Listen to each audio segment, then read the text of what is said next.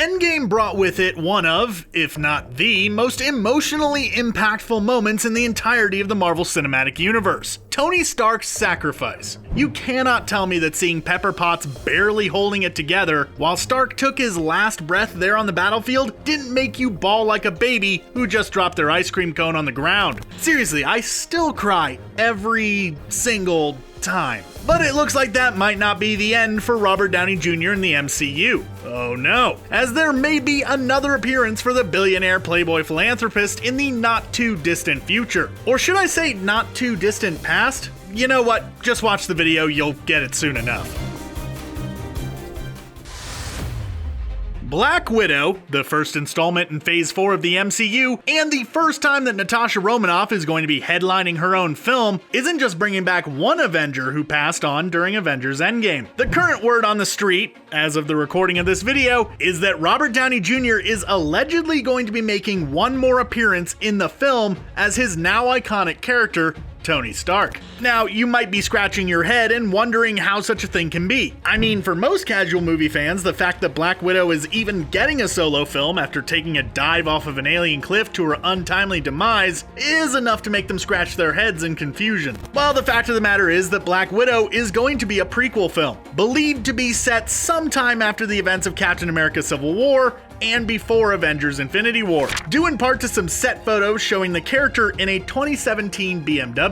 Now, think back to the end of Civil War, when we see the final interaction between Natasha and Tony in that film. While it is obvious that Tony isn't exactly in the cheeriest of moods, especially in regards to Natasha's actions during the Clash of the Avengers, he seems to still care about Natasha. I mean, they may disagree on some stuff here, but they're still friends in the end. It's not like Natasha took out Tony's parents and made it all look like a car accident. Nope, that was the other former assassin turned hero. That means that it wouldn't be too much of a stretch to assume that Natasha could still reach out to him for help if the situation were to get dire enough to warrant it. I mean, if you were a multi-billionaire, you'd still help out your friend even if they were a wanted criminal, right? I'd like to think that I would. But of course, we are still left with a bit of a question regarding Tony's involvement in the film. If he does appear, to what capacity will it be? Assuming for a second that the time frame prediction is in fact accurate, then that leaves us with a few possibilities. It could be that Tony only appears during the beginning of the film, showing the short time before Natasha fled Avengers HQ, which could feasibly mean that the only appearance Tony would make would be in a sort of rehash of their final scene together. Heck, they could even just replay that scene as it was shot, meaning that RDJ wouldn't even have to show up at all. Or maybe any appearance by Tony could be made up entirely of deleted and unused footage. Movies these days shoot a ton of stuff that never sees the light of day, so it could be done this way.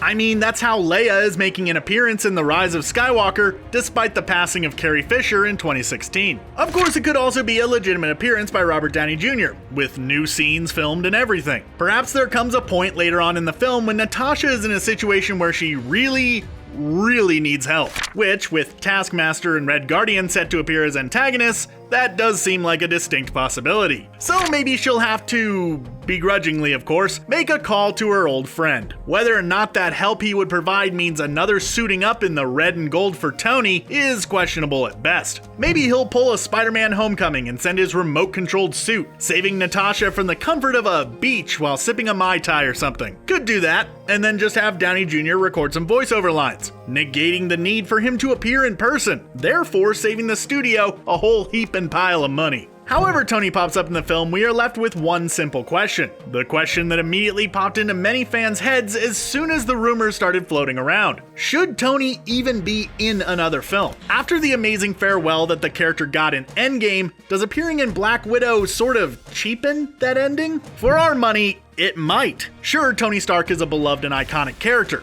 easily one of our absolute favorite cinematic characters here at ScreenRant. And as much as we would enjoy seeing more Iron Man action on the big screen, it might just be a little too early for him to be brought back at all. Tony has been the face of the MCU since the very beginning, and now the franchise is in a situation where it needs to find its footing without him. Bringing him back, even just briefly, may feel like nothing more than Disney and Marvel admitting that they don't know what to do with the universe without Tony in it. So Disney, Marvel, let Tony Stark go. The MCU can exist without him. You just gotta rip off the band-aid and move on. Although I guess now that Spider-Man isn't going to be around, you guys might need him after all. What do you think about the idea of Robert Downey Jr. coming back for one more film? Are you looking forward to it, or would you rather he just be left alone, after how amazing his outro in Endgame was? Let us know your thoughts down in the comments below, and while you're down there, why not consider subscribing to ScreenRant for more awesome videos like this in your feed each and every day. Thanks for watching, and I hope to see you at the movies.